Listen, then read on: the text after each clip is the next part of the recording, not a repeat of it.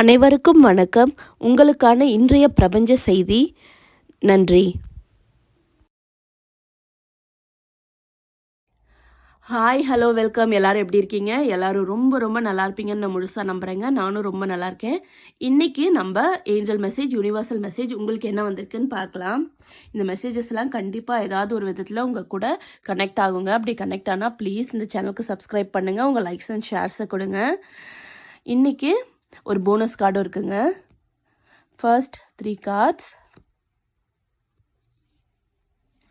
Okay, அது 2 கார்டாக வந்துடுச்சு. Okay, and bonus card ஒன்று எடுக்கிறேங்க.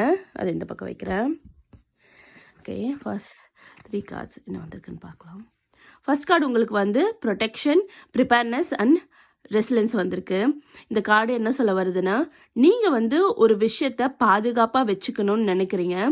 நீங்கள் வந்து ரொம்ப ரொம்ப ப்ரிப்பேராக இருக்கீங்க. அந்த பொருளை பற்றியோ, அந்த நபரை பற்றியோ, அந்த விஷயத்தை பற்றியோ நீங்கள் வந்து அதை பாதுகாப்பாக உங்கள் கூடயே வச்சுக்கணும்னு.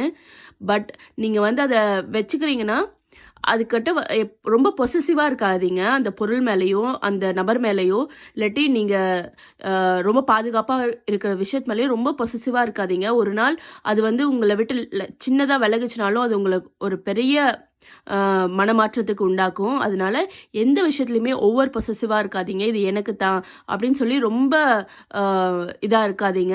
எல்லாத்தையும் விட்டு கொடுத்து போங்க. உங்களுக்கு கண்டிப்பாக உங்களுக்கு என்ன கிடைக்குமோ அது உங்களுக்கு கண்டிப்பாக கிடைச்சே தீருங்க. அதான் இந்த ஃபர்ஸ்ட் கார்டு சொல்ல வருது. செகண்ட் கார்டு உங்களுக்கு வந்திருக்கிறது கரேஜ், கம்பேஷன் அண்ட் பர்சிவன்ஸுங்க. நீங்கள் வந்து ரொம்ப ரொம்ப தைரியமானவங்க. உங்களோட தைரியத்தை வந்து உங்களுக்கே தெரியாமல் நிறைய விஷயத்தில் நீங்கள் யூஸ் பண்ணியிருப்பீங்க. உங்கள் தைரியத்தை வந்து மற்றவங்க பார்த்து பாராட்டியிருப்பாங்க. இல்லை இன்னும் அது வெளிப்படாமல் கூட இருக்கலாம். சீக்கிரமாக உங்கள் தைரியம் வெளிப்படலாம். நீங்கள் வந்து அந்த கரேஜஸை குட் திங்ஸ்க்காக யூஸ் பண்ணிங்கன்னா உங்களுக்கு அது நல்ல ரிசல்ட்டை தருங்க. நீங்கள் ஒரு விஷயத்தில் ரொம்ப ரொம்ப அப்சசிவாக இருக்கீங்க, ரொம்ப கம்பேஷனோடு இருக்கீங்க அப்படின்னா அந்த விஷயத்தில் உங்களோட தைரியத்தோடு சேர்ந்து உங்கள் முயற்சியையும் நீங்கள் ரொம்ப அதிகமாக கொடுத்தீங்கன்னா நீங்கள் அந்த முயற்சியில் கண்டிப்பாக வெற்றி பெறுவீங்கங்க.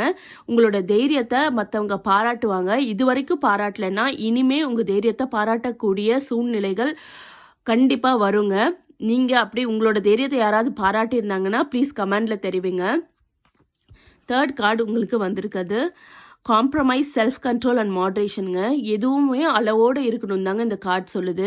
நீங்கள் வந்து ஒரு விதத்தில் ஒரு விஷயத்தில் காம்ப்ரமைஸ் பண்ணி போனாலும், மற்றவங்ககிட்ட விட்டு கொடுத்து போனாலும் அதுவும் ஒரு அளவுக்கு தாங்க. நீங்கள் ரொம்ப விட்டு கொடுத்து போனீங்கனாலும் உங்களை வந்து ஈஸியாக எல்லாருமே யூஸ் பண்ணிட்டு விட்டுருவாங்க.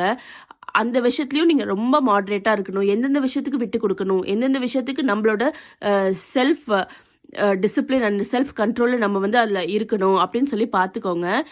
நீங்கள் வந்து உங்களோட தகுதியும் எந்த இடத்துலையும் விட்டு கொடுத்துடாதீங்க.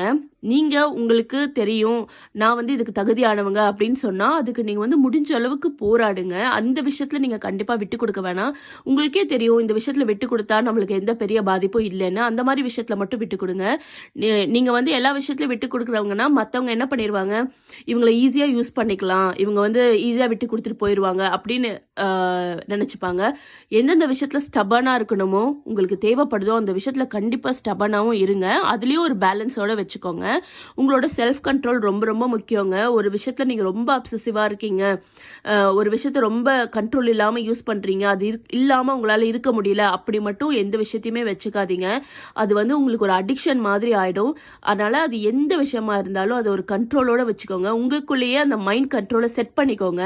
நீங்கள் வந்து 1 நாள் 2 நாள் அது கண்ட்ரோலாக அந்த விஷயத்தை யூஸ் பண்ணால் 3ஆவது நாள் அது தானாக கண்ட்ரோல்குள்ளே வந்துடுங்க. அதை நீங்களே பார்ப்பீங்க.